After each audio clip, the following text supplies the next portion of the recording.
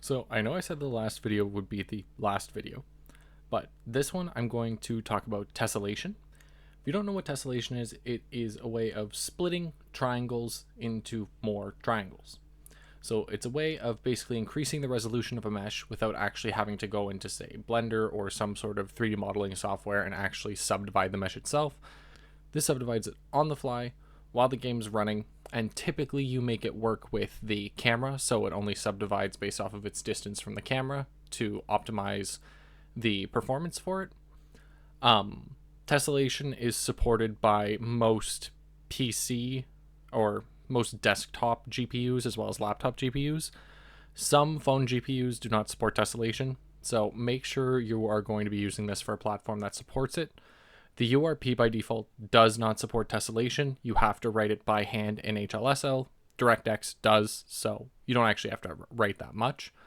But if you want pre-built tessellation and you know you're going to be running on a PC anyways, use the HDRP. It has pre-built tessellation made into it. But I'm going to show you how to do it in the URP, so that way if you want to implement it for your project, I've done it for a couple different ones. It's easy to do. So we're going to get right into it. And this one is a pretty advanced HLSL topic. So I'm going to walk you through all the steps and everything and show you what exactly I'm doing. So the first thing we want to do is we want to basically define how much we want to tessellate. So this is the amount of subdivisions we're going to do. So we're going to define tessellation amount. This will be a float. And, or actually, sorry, no, we'll define this as a range. We'll go from 1 to 64. We'll default it to 4. Then we need to define a min dist.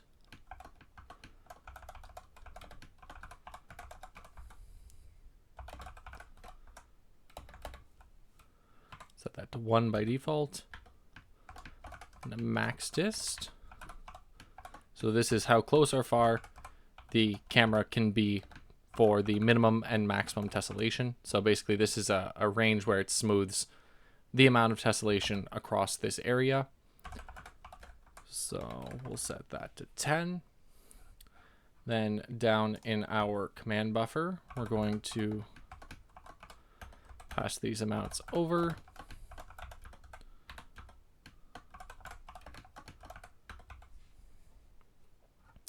So next thing we're going to need to do is we're going to actually need to tell HLSL, hey, we're going to be using a higher target or a later version of HLSL that supports this. So we need to pragma target 5.0. 5.0 supports full tessellation. And then we need to pragma a hull stage. And we also need to pragma a domain stage. So we're going to go through 4 stages in the shader: vertex, hull, domain, fragment, in that order. Now we need to redefine some of our structs. So our current varying struct, we're just going to get rid of what's in here. We're going to define a float 4 pause, and the semantic for it is going to be internal tess pause.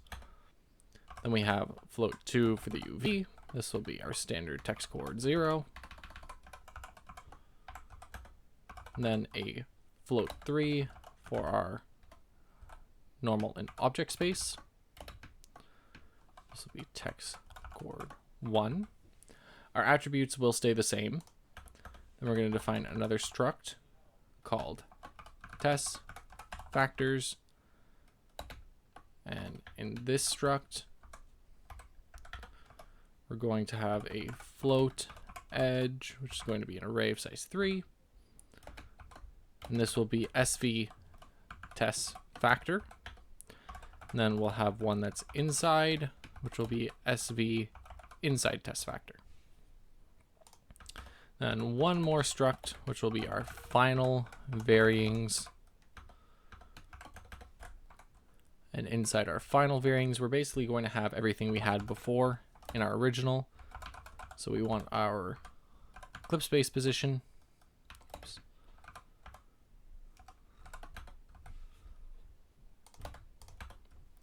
We want our UV.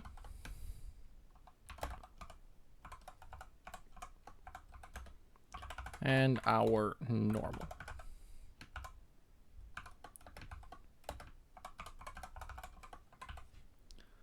So we have all those set up. Next thing we're going to do is we're going to define a couple helper functions. So we're going to go below the command buffer. This is where I have my sample height. So I'm just going to define this here. This is going to be a float. It's going to be calculate Tess factor. It's going to take in a float 3 for the world position, float 3 for the camera position, float for our minimum dist, float for our maximum, and a float for our amount. Now in this function, we're going to get the distance between the camera and the vertex.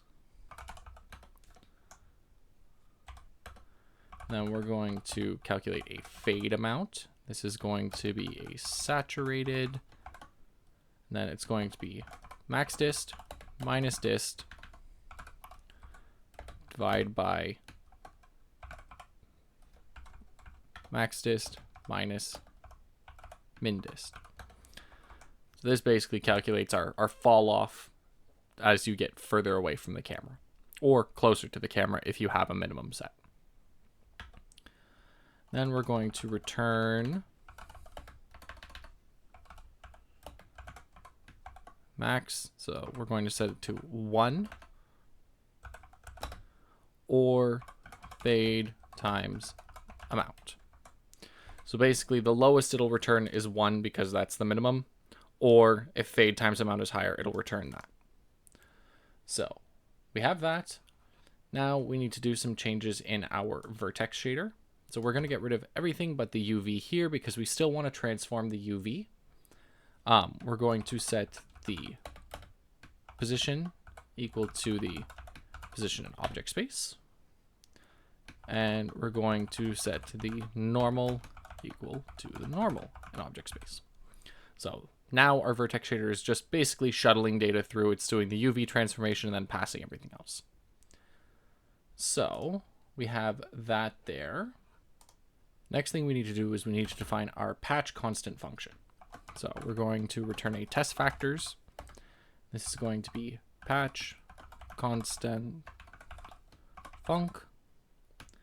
This is going to take in an input patch of varyings 3. We're going to call it patch.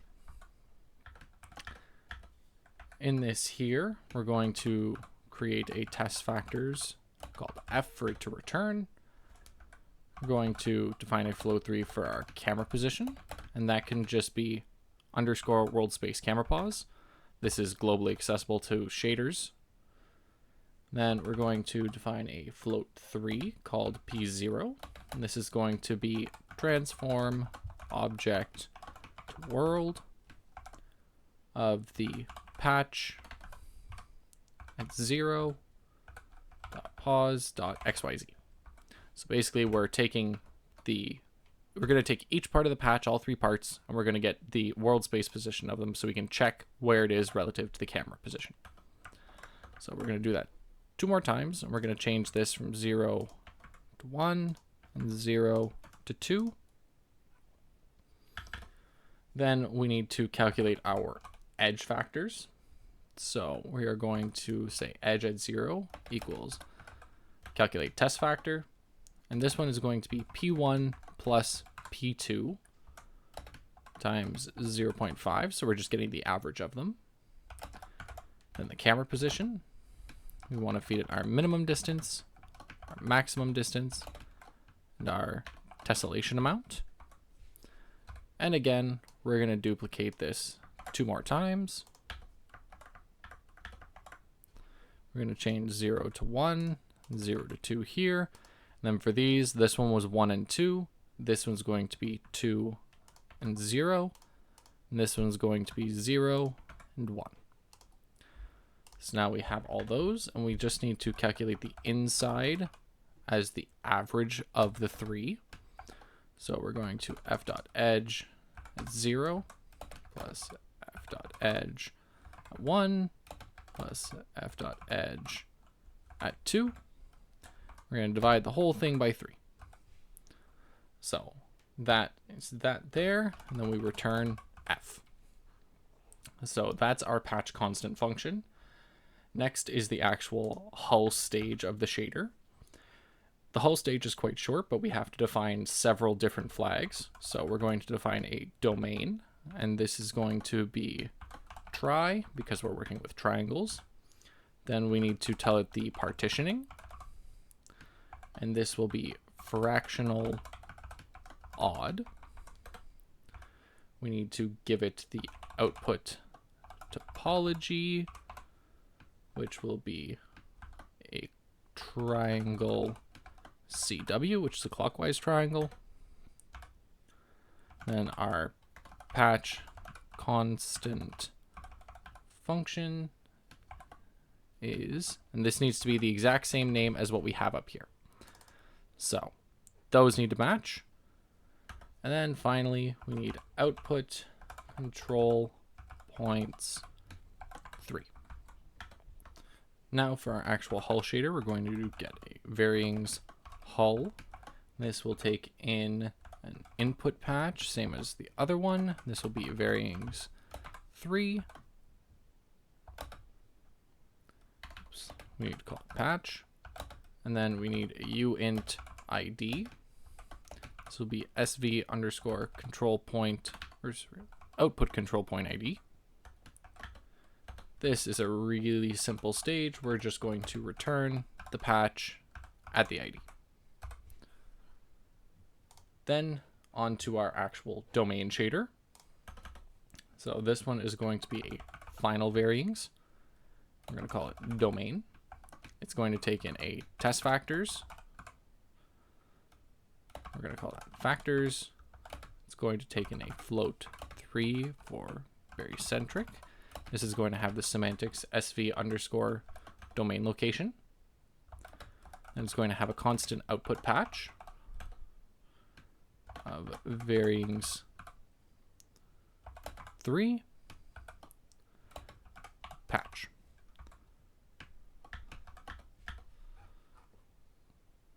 So in here, we're going to define a final varyings out.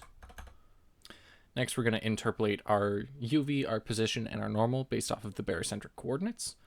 So we're going to get a float 2 UV, and this is going to be equal to patch 0 dot UV, oops, that was barycentric dot X plus patch 1 dot UV times barycentric dot Y plus patch 2 dot UV times barycentric dot Z. So that's how we basically interpolate between it, so we can figure out what our UVs are. We're going to do the same thing with the normal, but instead of using UV, we're going to use the normal OS.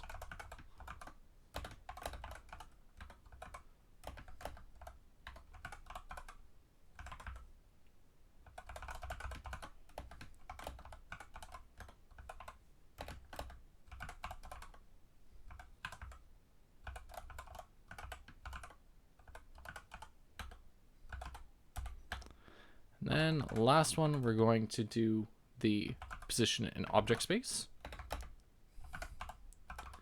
For this one, you just need to make sure that you're using pause and only the XYZ component.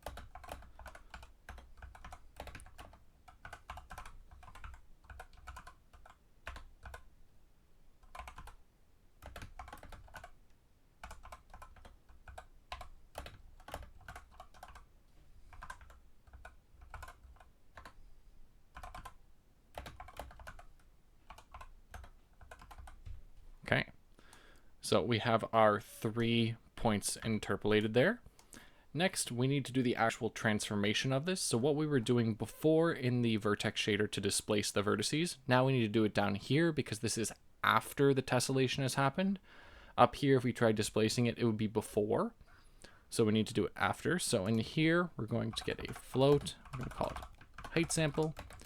This is going to be equal to sample height, which is the helper function I made in the last video. We're going to feed it the UV. And then our pos OS, we're going to add to the position the normal times the height sample times our displacement scale. And then the last thing we need to do is we just need to actually put these values to our out. So out.uv equals uv, out.normal os equals normal os, our out.position HCS equals transform object to hclip of our position in object space. And then the very last thing is we just need to change our frag from taking in a varyings to a final varyings so it knows it's taking the output of the domain shader. Now if I save this, and pending I didn't make any spelling mistakes, which I did somewhere.